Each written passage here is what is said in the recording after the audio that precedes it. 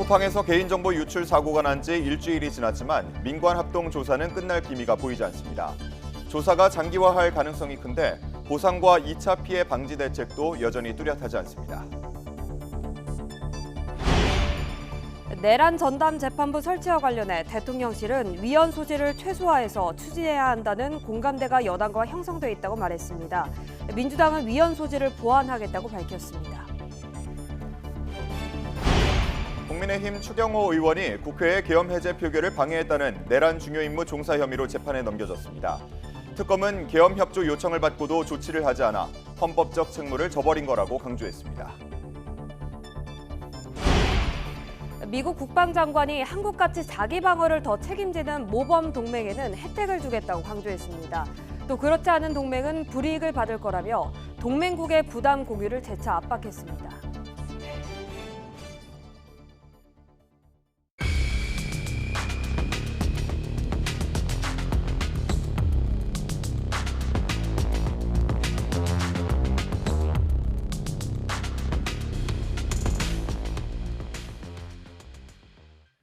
시청자 여러분 안녕하십니까? 12월 8일 월요일 뉴스타트 1부 시작합니다. 쿠팡에서 최악의 개인정보 유출 사고가 발생한 지 일주일이 지났지만 아직 민관 합동 조사 결과는 언제 나올지조차 알려지지 않았습니다. 이 조사가 장기화할 가능성이 큰데 보상과 2차 피해 방지 대책도 여전히 뚜렷하지 않습니다. 쿠팡발 보안 위기는 다른 기업들에도 영향을 끼치고 있습니다. 오동건 기자입니다. 쿠팡이 홈페이지에 올린 공지문입니다. 정부 지시에 따라 이번 사안을 정보 노출이 아닌 유출로 표현을 수정했습니다. 또 카드번호나 계좌번호 같은 결제 정보는 유출되지 않았다는 점도 여러 차례 강조했습니다. 다만 정확한 유출 범위와 피해 규모는 민관 합동조사가 끝나야 확인할 수 있는데 조사 결과는 내년에나 나올 것이라는 전망이 나오고 있습니다. 앞서 SK텔레콤과 KT의 보안 사고를 보면 조사에만 최소 3개월이 넘게 걸렸기에 이번 쿠팡 사건은 올해를 훌쩍 넘길 것이란 예측입니다. 3,370만 명의 유출된 정보의 규모가 방대하고 공동현관 비번 등 유출 정보도 다양하기 때문입니다. 공동현관 비밀번호 유출됐잖아요.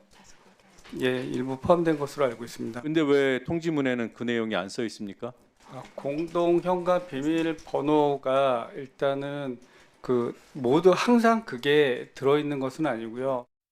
박대준 대표는 먼저 유출 내용을 확정하고 재발 방지 대책을 수립한 뒤 피해에 대한 방안을 수행할 수 있다고 밝혀 피해자 보상은 한참 더 미뤄질 것으로 보입니다. 과징금의 피해자 보상, 여기에 집단소송 비용까지 더해지면 이번 유출 사고의 비용 부담은 천문학적 수준에 이를 가능성이 큽니다. 다른 플랫폼 업체들도 보안 강화를 서두르고 있습니다. 카카오와 토스는 최근 실제 사고 시나리오를 기반으로 한 대처에 나섰고 네이버도 쇼핑 부문에 보안 전담 인력을 배치하며 혹시 모를 사고에 대처하고 있습니다. 보안 비용은 이제 단순한 리스크 관리 차원을 넘어 기업의 생존을 좌우하는 핵심 비용으로 인식이 바뀌고 있습니다. 쿠팡 사건이 보안의 직접 비용이 커진다는 걸 제대로 보여주고 있습니다. 경영자 입장에서 보안 투자 몇십억 아끼려다 수천억 리스크를 떠안는 구조라는 게 명확해진 사건입니다. 쿠팡에 이어 G마켓과 LG U+에서도 소규모 보안 사고가 발생한 데다 징벌적 손해배상제도 강화 목소리까지 커지면서 업계의 긴장감은 더욱 커지고 있습니다. YTN 오동건입니다. 쿠팡 개인정보 유출 사태에 대한 불안감을 악용한 신종수법의 보이스피싱 사기가 최근 잇따르는 것으로 파악됐습니다. 쿠팡에서 유출된 신상 정보로 신용카드가 무단 발급된 것으로 보인다고 속이는 방식이 대표적인데 경찰도 주의를 당부했습니다. 정영수 기자입니다. 우체국 집배원이라며 전화를 걸어온 남성이 새로 발급된 신용카드를 배송해주겠다고 말합니다. 카드 배를 신청하시고 제가 배송해드린 건데요. 회 신청하신 게 아니십니까? 카드를 신청한 기억이 없다며 의아해하자 최근 개인정보 유출 사태로 문제가 생긴 것 같다며 사고 예방센터 전화번호를 알려줍니다. 개인정보 유출로 인해가지고 문제가 워낙에 많이 발생되시다 보니까 방크에 사고 예방센터라고 전화번호가 있거든요. 알려준 번호 외에 우체국에도 직접 확인 전화를 해보니 보이스피싱 시도로 보인다는 설명을 들었습니다. 쿠팡 유출되고 나서부터 그런 전화를 받아갖고 제가 깜빡 넘어갈 뻔했습니다. 요새 그런 전화가 많이 문의가 온대요. 경찰청은 쿠팡에서 개인정보가 대규모로 유출된 뒤 이렇게 시민들의 불안감을 악용한 피싱 사기 사례가 잇따라 접수되고 있다고 밝혔습니다. 쿠팡에서 흘러나온 개인정보로 신용카드가 무단 발급된 것으로 보인다며 가짜 고객센터 전화번호를 알려주고는 휴대전화에 원격 제어 앱을 깔게 해서 정보를 빼내는 방식이라는 게 경찰 설명입니다. 경찰은 그 밖에도 다양한 신종수법의 사기가 이어지고 있다고 밝혔는데 쿠팡 유출 사태 이후 각종 피싱 문자를 받는 시민들로선 불안할 수밖에 없습니다. 다운은 안 받고 이제 삭제를 시켰거든요. 그 사건 이후로 이런 문자가 오니까 좀 찝찝해서. 경찰은 쿠팡 개인정보 유출로 직접적으로 2차 피해가 생긴 사례는 아직 확인되지 않았다고 밝혔습니다.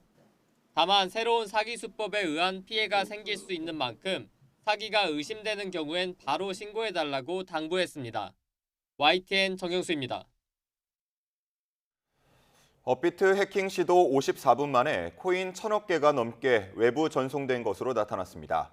국회 정무위원회 소속 강민국 의원실이 금융감독원에서 제출받은 자료를 보면 이번 해킹 시도는 지난달 27일 오전 4시 42분부터 오전 5시 36분까지 54분 동안 이루어졌습니다.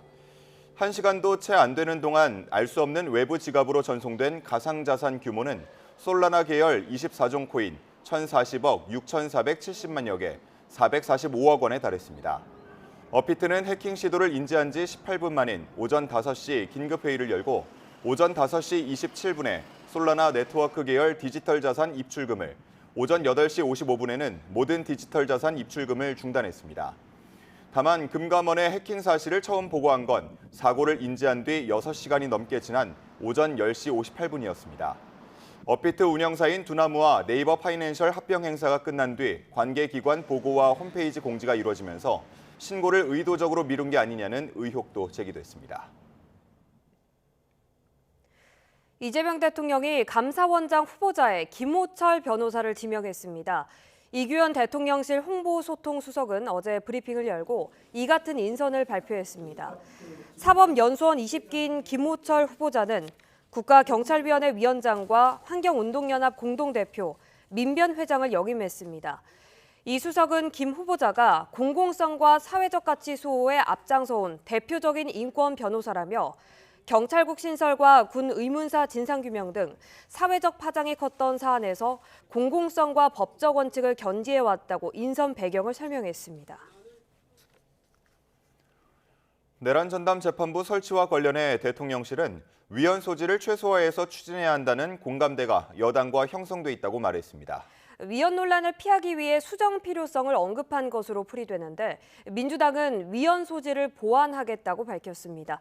윤웅선 기자가 보도합니다. 우상호 정무수석은 이재명 정부 6개월 성과 보고 기자 간담회에서 내란 전담 재판부 추진에 당과 대통령실은 원칙적으로 생각이 같다고 말했습니다.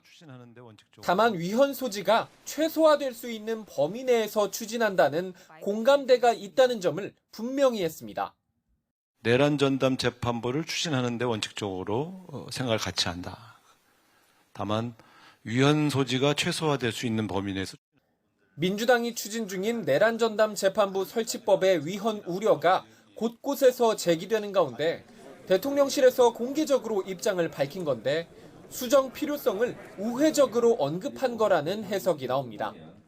조국혁신당도 현재 민주당이 추진하는 법무부 장관 등에게 내란 전담 재판부 판사 추천권을 주는 방안은 위헌 소지가 있어 재판이 중지될 수 있다며 수정을 요구했습니다. 민주당이 추진하는 현재 방식은 위헌 논란과 함께 내란 세력이 이 빈틈을 파고들어 재판 정지라는 중대 상황을 만들 위험성이 있습니다. 이러한 우려를 인식한 듯 민주당도 법안을 보완하겠다는 뜻을 밝혔습니다. 조승래 사무총장은 내란 재판부에 대한 필요성을 인정하는 이들 중에서도 위헌 시비를 걱정하는 목소리가 있는 게 사실이라며 우려를 불식시키겠다고 말했습니다. 다만 법안 자체를 포기할 뜻은 없다고 강조했습니다. 이제 추진 방향은 명확하고요. 그런 우려들을 불식하는 방향으로 진행될 것이라고 보고 있고. 국민의힘은 내란 전담 재판부 추진을 아예 중단해야 한다고 목소리를 높였습니다. 전국 법원장 회의에서 위헌성 우려를 경고했는데도 민주당이 사법부 공격을 이어가고 있다며 헌정 질서를 파괴하는 폭거를 멈추라고 요구했습니다. 민주당은 무엇이 두려워 법치주의의 최후 보루마저 권력 아래 두려 합니까? 헌법 위에 군림하려는 오만한 권력의 이름은 독재뿐입니다. 민주당은 의원총회 등에서 내란 전담 재판부 설치법의 위헌성을 보완할 예정인데 위헌 논란이 현실화할 경우 여당의 개혁 입법 전반에 역풍이 불 수 있다는 관측도 제기됩니다. YTN 윤홍성입니다. 전국 법관 대표들이 오늘 민주당이 주도하는 사법개혁에 대한 논의를 진행합니다. 심각한 우려를 표한 법원장들에 이어 법관들은 어떤 입장을 내놓을지 주목됩니다. 안동준 기자의 보도입니다. 더불어민주당이 사법개 안팎의 우려에도 불구하고 사법개혁 관련 법안 처리에 시동을 건 가운데 전국 법관 대표들이 한자리에 모입니다. 이번 정기회의에는 2개 안건이 상정됐는데 여당발 사법개혁이 핵심입니다. 먼저 대법관 증언 등 상고심 관련 사법제도 개선과 관련해 입장을 표명할 계획입니다. 사법제도 개선은 국민의 신뢰를 높이는 방향으로 이루어져야 하고 법관들의 의견이 논의에 충분히 반영돼야 한다는 점을 밝히겠다는 겁니다. 법관 평가제도 개선과 관련해서도 목소리를 낼 전망입니다. 제도가 성급하게 개편되는 것이 바람직하지 않고 재판의 공정성을 훼손할 우려가 있다는 취지를 밝힌다는 내용이 안건에 포함됐습니다. 법관 대표들은 이번 회의에서 법원행정처 폐지와 내란 전담재판부 설치, 법 왜곡죄 등에 대한 설명을 요청했습니다. 모두 민주당이 추진하는 사법개혁안으로 법원행정처는 이에 대한 입장과 입법 가능성 등을 법관들에게 설명하게 됩니다. 앞서 지난 9월 열린 법원장 회의에서는 폭넓은 논의가 필요하다면서도 신중한 접근이 필요하다는 입장이 나왔습니다. 며칠 전 열린 회의에서도 법원장들은 내란 전담 재판부와 법 왜곡죄의 위헌성이 있다면서 심각한 우려를 나타내기도 했습니다. 사법부의 우려가 이어지는 가운데 전국 법관 대표들이 여당발 사법개혁에 대해 어떤 입장을 밝힐지 또 그 수위에도 관심이 쏠립니다. YTN 안동준입니다. 내란 특검이 국민의힘 추경호 의원을 국회 계엄 해제 표결을 방해했다며 내란 중요 임무 종사 혐의로 재판에 넘겼습니다. 특검은 추 전 원내대표가 윤석열 전 대통령의 계엄 협조 요청을 받고도 아무런 조치를 하지 않았다며 이는 헌법적 책무를 저버린 거라고 강조했습니다. 신규혜 기자가 보도합니다. 내란 특검이 국민의힘 추경호 의원을 내란 중요 임무 종사 혐의로 재판에 넘겼습니다. 윤석열 전 대통령으로부터 계엄 협조 요청을 받고도 아무런 조치를 하지 않고 의원총회 장소를 국회 바깥에 있는 당사로 바꾸며 소속 의원들의 표결 참여를 방해했다는 혐의입니다. 피고인은 여당의 원내대표로서 윤석열 전 대통령의 비상계엄 유지 의사를 조기에 꺾게 만들 수 있었던 유일한 사람이었습니다. 본회의장에 들어가 있던 국회의원을 끌어내려는 행위를 한 것과 같이 평가될 수 있습니다. 특히 윤 전 대통령과의 통화에서 걱정하지 말라, 금방 끝난다는 말을 듣고도 아무런 말을 하지 않은 점, 의원총회 장소를 변경하며 시간과 안건도 제대로 공지하지 않은 점을 볼 때 내란 중요 임무 종사 혐의가 충분히 성립한다고 강조했습니다. 다만 기존에 수사하던 직권남용 혐의가 빠진 이유에 대해서는 당시 국민의힘 의원들이 당사와 본회의장 가운데 어디로 갈지 선택해야 하는 상황이었던 점을 고려했다고 설명했습니다. 특검의 이번 기소는 추 의원에 대한 구속영장이 기각된 지 4일 만에 속도감 있게 이뤄졌습니다. 이에 대해 추 의원은 이번 기소는 꿰맞추기식의 무리한 기소라며 특검이 혐의 소명을 제대로 하지 못해 영장이 기각됐는데도 증거 없이 정치 기소를 강행했다고 반발했습니다. 이와 함께 특검은 황교안 전 총리도 내란 선동, 특수공무집행 방해 등 혐의로 재판에 넘겼습니다. 특검의 수사기간은 이제 일주일 정도 남았습니다. 남아있는 주요 피의자로는 박성재 전 법무부 장관, 윤재순 전 대통령실 총무비서관 등이 있는데 이들에 대한 처분도 이번 주 안에 이뤄질 것으로 보입니다. YTN 신기입니다. 윤석열 전 대통령의 내란 우두머리 혐의 재판에 박안수 전 육군 참모총장과 노상원 전 정보사령관이 증인으로 출석합니다. 서울중앙지방법원은 오늘 윤 전 대통령의 내란 우두머리 혐의 사건 33차 공판기일을 진행합니다. 오늘 재판에는 비상계엄 당시 계엄사령관을 맡은 박 전 총장과 제2수사당 구성 의혹의 중심에 있는 노 전 사령관이 각각 증인으로 출석할 예정입니다. 12월 8일 월요일입니다. 오늘의 주요 일정 살펴보겠습니다. 해양수산부가 오늘부터 정부 세종청사를 떠나 부산으로 이사를 시작합니다. 이달 셋째 주까지 사무실 이사를 마무리하고 연말에는 부산 임시청사 개청식을 개최할 예정입니다. 서울시 교육청 교육연구정보원이 2026학년도 대입 정시에 도전하는 수험생들을 위한 설명회 참가 신청을 오늘부터 사흘 동안 온라인으로 접수받습니다. 대입 설명회는 오는 13일 고려대 인촌기념관에서 진행되며 18일까지 서울진로진학정보센터나 유튜브 채널 서울교육쌤TV에서도 시청하실 수 있습니다. 축구선수 손흥민 씨에게 임신 사실을 폭로하겠다며 돈을 뜯어내려고 한 일당에 대해 오늘 1심 선고가 내려집니다. 지난 결심 공판에서 검찰은 두 사람에게 각각 징역 5년과 징역 2년을 선고해달라고 재판부에 요청했습니다. 지금까지 오늘의 주요 일정 살펴봤습니다.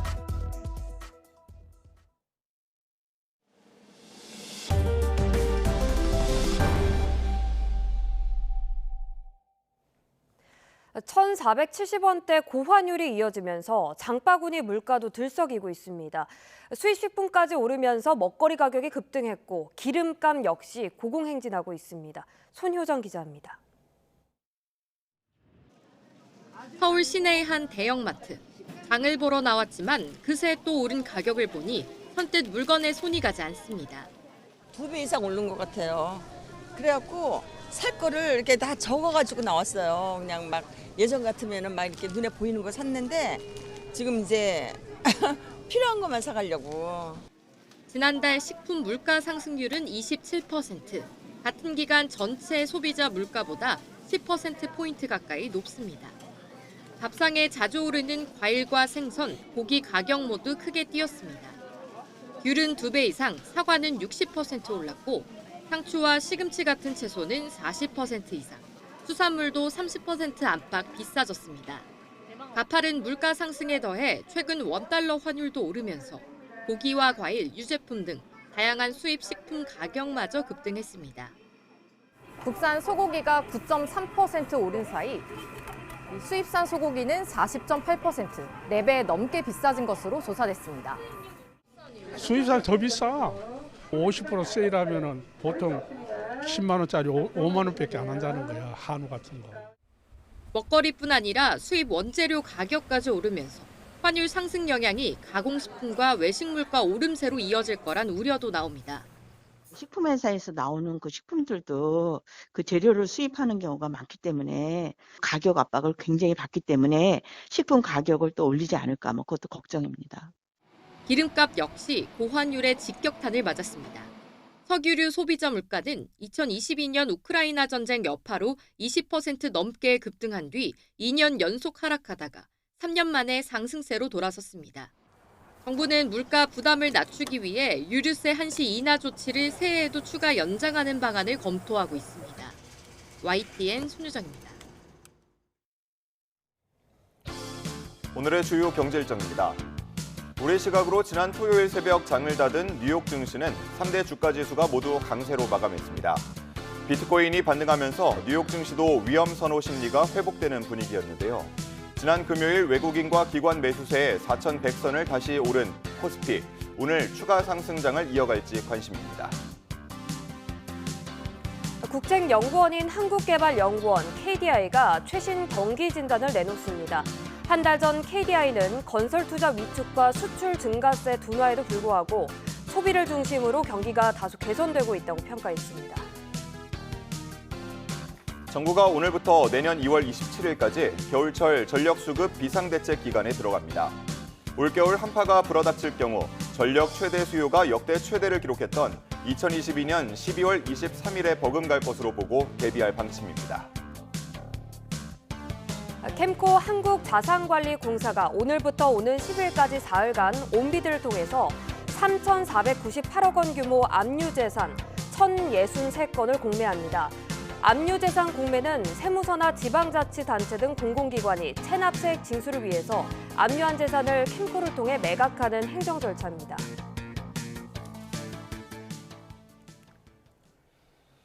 일본이 중국 전투기가 자국 전투기에 레이더를 겨냥해 비췄다며 중국 측에 강하게 항의했습니다. 중국은 일본이 오히려 자국의 정상적 훈련을 방해하며 소란을 일으켰다고 반박하면서 양국 간 군사적 긴장이 한층 고조되고 있습니다. 도쿄에서 김세호 특파원의 보도입니다.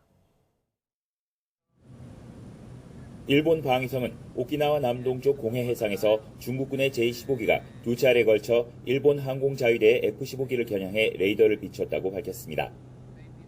제-15기는 중국 항모 랴오닝함에서 이륙해 비행 중이었고 F-15 전투기는 영공 침범을 막기 위해 긴급 출격했습니다. 일본 정부는 대단히 위험한 행위라며 중국 측에 강하게 항의하고 재발 방지를 촉구했습니다. 航空機の安全な飛行に必要な範囲を超える危険な行為であります。このような事案が発生したことは極めて遺憾であり、中国側には強く抗議し、再発防止を厳重に申し入れました。 방위성이 일본 전투기를 상대로 한 중국 전투기의 레이더 조사 행위를 직접 발표한 건 이번이 처음입니다.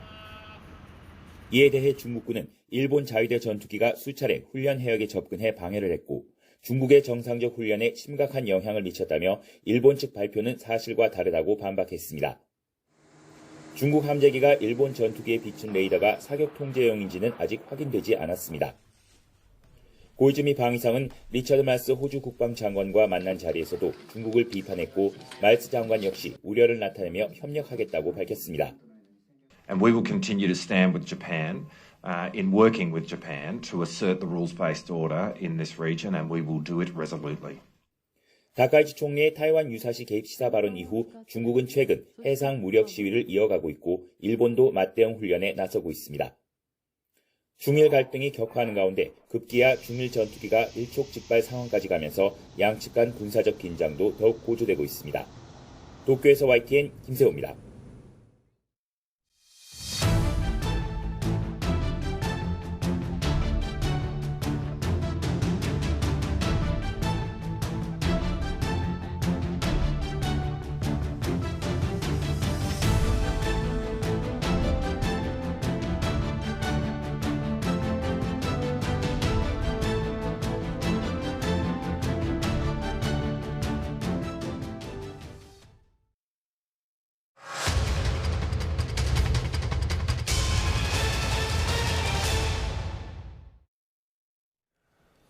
YTN은 오늘부터 우리 측 배타적 경제 수역에서 벌어지는 중국 어선의 탈법 어업에 대해 고발하는 보도를 준비했습니다. 그동안 중국 어선들이 배 안에 물고기를 몰래 보관할 수 있는 창고, 이른바 비밀 어창을 만들어 어장을 싹쓸이한다는 우려가 계속됐는데요. YTN이 실제 비밀 어창을 개조하는 것으로 전해진 중국 현지 조선소 영상을 확보했습니다. 김희영 기자의 단독 보도입니다.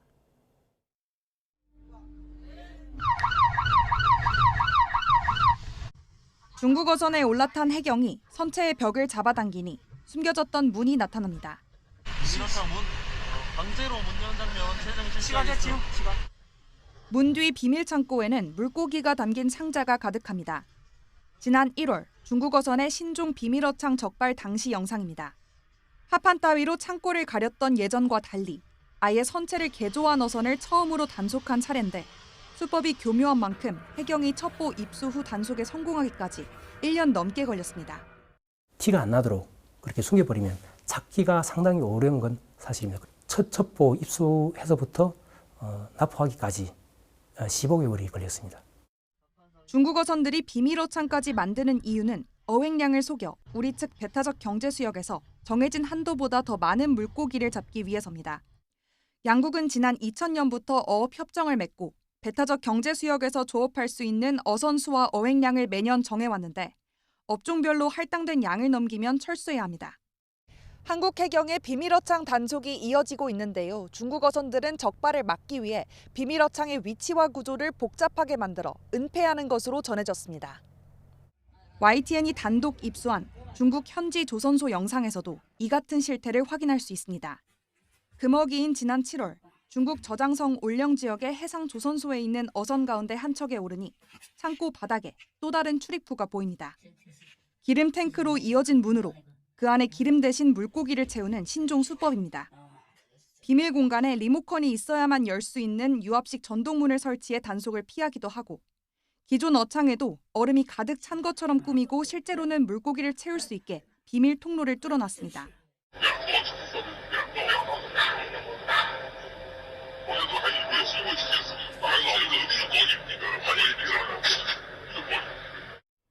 비밀 어창이 전문 업체를 통해 조직적으로 제작되고 있다는 정황인데 해경 역시 관련 첩보를 입수한 것으로 확인됐습니다. 수요가 많다 보니까 전문 개소를 전문적으로 하는 그런 업체가 여러 존재하고 조선소도 몇 개 있는 걸로. 비밀 어창을 이용해 어획량을 속이는 중국 어선으로 우리 어업 피해가 계속되는 가운데 관계 당국의 조사와 대책 마련이 시급하다는 지적이 나옵니다. YTN 김희영입니다. 한 줄 뉴스입니다. 어제 오전 9시 반쯤 전남 보성군 조성면 철길 건널목에서 60대 남성이 몰던 승용차가 새마을호 열차와 충돌해 차량 운전자가 숨졌습니다. 서울 동대문경찰서는 어제 오후 1시 40분쯤 서울 지하철 1호선 제기동역을 지나던 전동차 안에서 흉기를 들고 있던 여성 A씨를 현행범 체포해 조사하고 있다고 밝혔습니다. 서울 남부지방법원은 자택에서 부부싸움을 벌이다가 남편을 살해한 혐의를 받는 60대 여성 A씨에 대해 오늘 오전 구속 전 피의자 신문을 진행한다고 밝혔습니다. 어제 오후 4시 50분쯤 강원 삼청시 원더급에서 25인승 교회버스가 도로를 이탈해 표지판을 들이받아 모두 9명이 다쳤고 3명은 중상인 것으로 파악됐습니다. 충북 청주 상당경찰서는 음주운전을 하다 차량 넉 대를 들이받고 도주한 혐의로 20대 남성 A씨를 입건해 조사하고 있다고 밝혔습니다. 수원고등법원이 면허 없이 불법 택시 영업을 하다가 손님과 몸싸움을 벌여 다치게 한 기사에게 항소심에서도 실형을 선고했습니다. 주택조합의 계약금 환불 보장 약정이 무효라고 해도 주택 건설 사업이 정상적으로 진행되고 있다면 분담금을 돌려받을 수 없다는 대법원 판단이 나왔습니다. 지금까지 한 줄 뉴스였습니다. 경찰이 층간소음으로 윗집 주민을 살해한 혐의로 구속된 40대 피의자에 대한 신상정보 공개를 검토하고 있습니다. 숨진 주민에 대한 부검과 함께 신병이 확보된 피의자를 상대로 추가 조사를 이어갈 예정입니다. 오승훈 기자가 보도합니다. 충남 천안에서 층간소음으로 윗집에 살던 이웃 주민에게 흉기를 휘둘러 살해한 혐의를 받는 40대 피의자 A씨. 법원은 도주 우려가 있다며 구속영장을 발부했습니다. 혐의 인정하십니까? 흉기는 미리 준비하셨습니까? 피해자와 유족께 하실 말씀 있으십니까? 경찰 조사에서 A씨는 층간소음으로 범행했다고 진술한 것으로 확인됐습니다. 이들은 평소 층간소음 문제로 갈등이 깊었고 범행 전 2차례에 걸쳐 112 신고가 접수되는 등 전조 증상이 있었던 것으로 파악됐습니다. 경찰은 지난 10월 피해자 B씨 아내로부터 누군가 밖에서 계속 문을 두드린다는 신고가 있었고 지난달에는 윗집에서 시끄럽게 한다며 A씨가 신고한 기록이 있다고 밝혔습니다. 관리사무소 관계자는 최근 층간소음위원회를 열어 A씨를 임대세대의 꼭대기층으로 옮겨주는 것으로 협의를 마친 상태였다고 전했습니다. 경찰은 구속된 A씨에 대한 신상정보 공개를 검토하고 있습니다. 피해의 중대성과 범행의 잔인성 등 공공의 이익에 부합하는지 자세히 들여다보고 있습니다. 경찰은 숨진 B씨에 대한 부검을 진행하고 신병이 확보된 A씨를 상대로 추가 조사를 이어갈 예정입니다. YTN 오승훈입니다.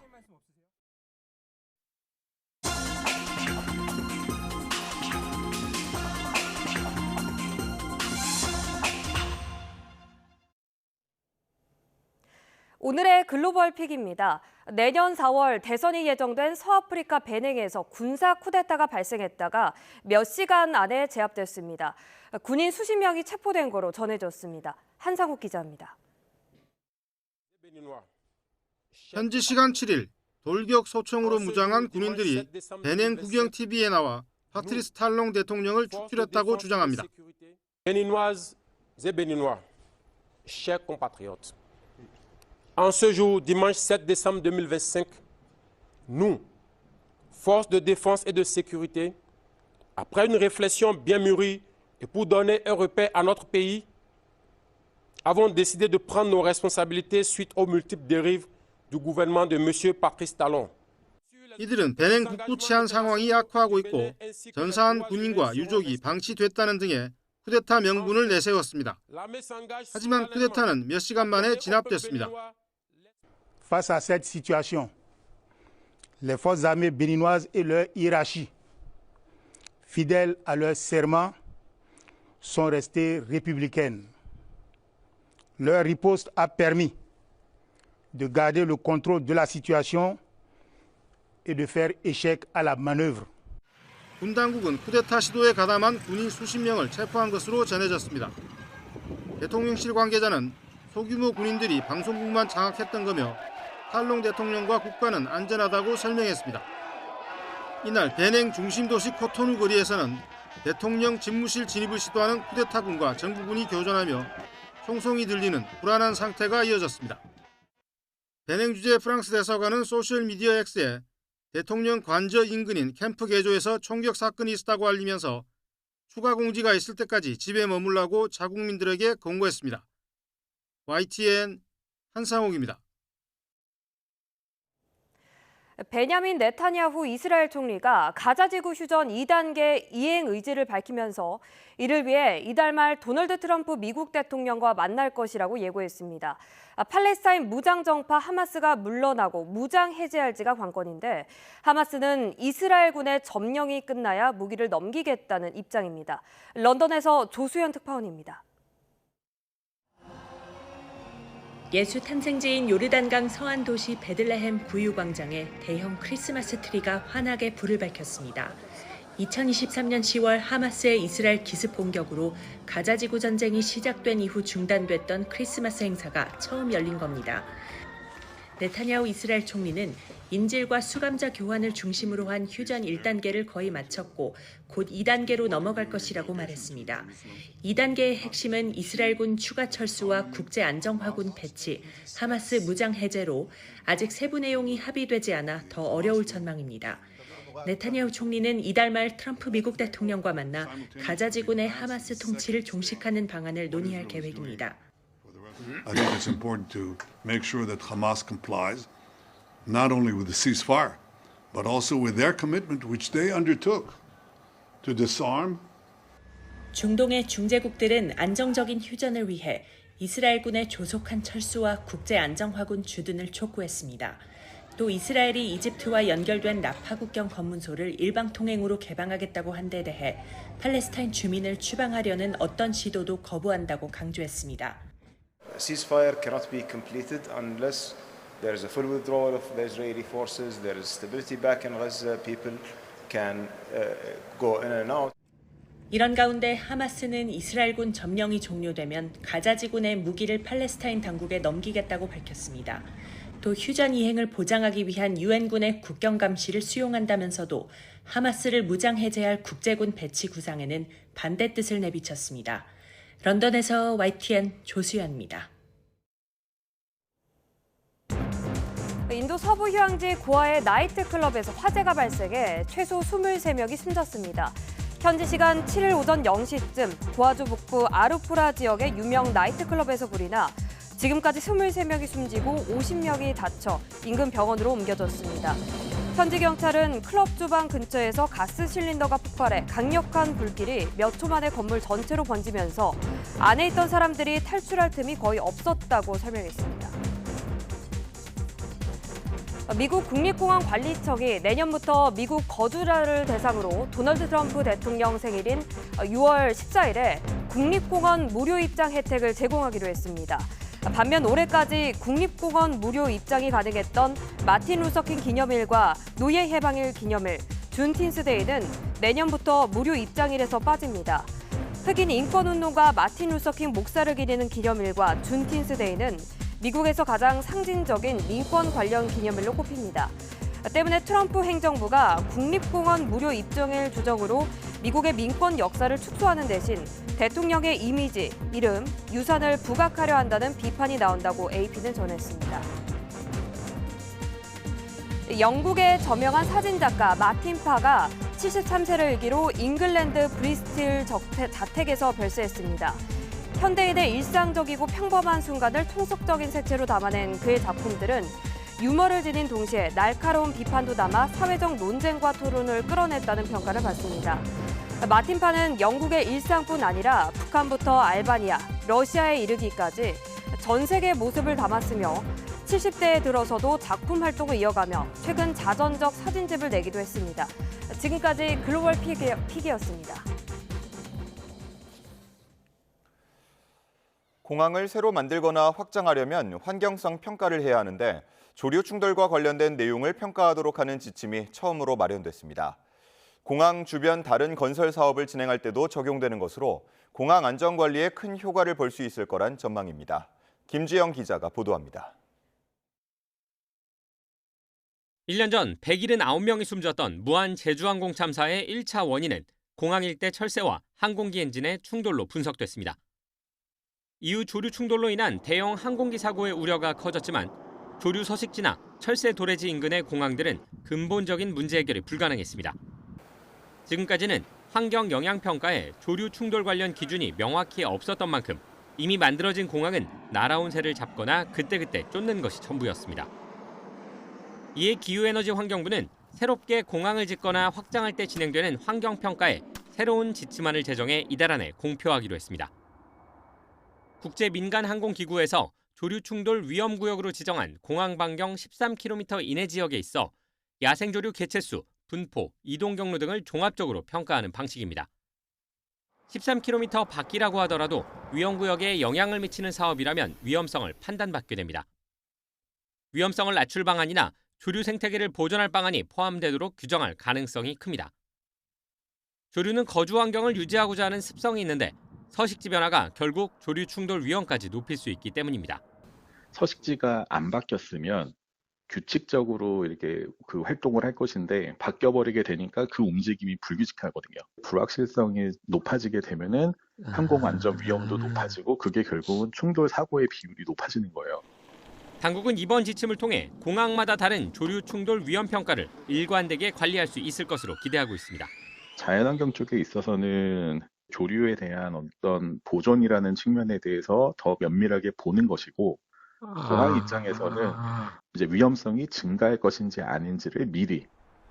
이와 관련해 정부는 내년 초부터 전국에 있는 공항 반경 13km 안에 있는 조류의 개체수와 생태 환경을 매달 조사할 계획입니다. YTN 김주영입니다. 배우 조진웅 씨가 과거 범행을 일부 인정하며 은퇴를 선언했지만 방송가 후폭풍은 여전합니다. 무엇보다 내년 방영 예정이던 인기 드라마 시리즈는 이미 조 씨가 주연으로서 촬영까지 마쳤는데 방송사는 편성 문제를 논의할 예정입니다. 송재인 기자의 보도입니다. 지난 2021년 국민특사 자격으로 홍범도 장군의 유해 봉환 과정에 참여했던 배우 조진웅 씨. 그 여정을 담았던 KBS 다큐멘터리는 조 씨의 과거 범행 논란이 불거진 뒤 비공개로 처리됐습니다. 조 씨의 은퇴 선언 몇 시간 전 SBS도 첫 회가 공개된 4부작 교양 프로그램의 해설가를 조 씨에서 다른 사람으로 교체해 새로 녹음했다고 밝혔습니다. 하지만 내년 방영 예정이던 차기작 시그널 시즌2의 경우 조 씨가 주연 배우인 만큼 이런 식으로 출연분만 편집해 트는 게 사실상 불가능합니다. 이미 촬영은 끝났고 유통 문제까지 고려하면 공개 시점, 방식만 일부 바꾸는 것도 간단하지 않습니다. 인기 드라마 촬영을 마친 상태에서 주연 배우가 논란으로 은퇴한 이례적 상황에 TVN 관계자는 관련 논의를 할 예정이고 정해지는 게 있으면 전하겠다고만 알렸습니다. 온라인에서는 조 씨의 은퇴를 계기로 소년범을 둘러싼 토론도 벌어지고 있습니다. 이런 식의 언론 폭로로 소년범 출신이 배제되는 게 맞느냐는 주장과 피해자를 생각하면 애초 연예인이라는 직업은 적절하지 않았다는 의견이 맞서고 있습니다. 대중의 사랑과 신뢰 속에는 그 사람이 살아온 행적들이 올바르고 남한테 피해를 입히지 않았다라는 정당함에 또 더 좋아하고 믿고 따르는 부분들이 있거든요. 국민적 인지도가 높은 배우였던 만큼 조 씨의 연예계 은퇴 선언에도 파장은 이어지고 있습니다. YTN 송재인입니다. 방송인 박나래 씨에게 불법 의료 행위를 했다는 의혹이 제기된 인물이 직접 SNS에 입장을 올리고 전 매니저들의 주장을 반박했습니다. 해당 인물은 SNS에 의사 가운을 입고 있는 사진을 올리며 12년여 전 내몽고를 오가며 힘들게 공부했고 현지 대학병원에서 내 외국인 중 최연소 교수까지 역임했다고 주장했습니다. 박 씨 소속사 역시 YTN과 통화해서 이른바 주사 이모에게 불법적으로 치료를 받았다는 온라인 연예 매체 보도는 사실이 아니라고 말하며 면허가 있는 의사에게 영양제를 맞은 것이라고 해명했습니다.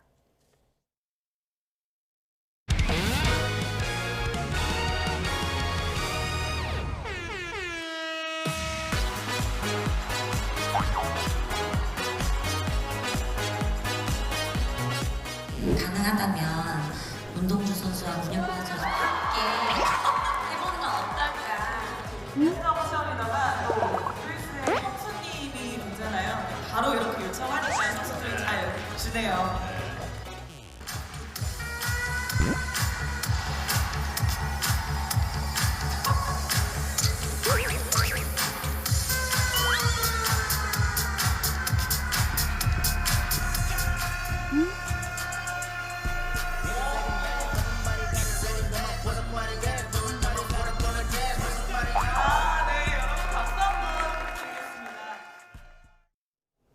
오늘은 어제보다 쌀쌀해지겠습니다. 밤사이 북서풍이 내려오면서 기온이 떨어지고 있는데요.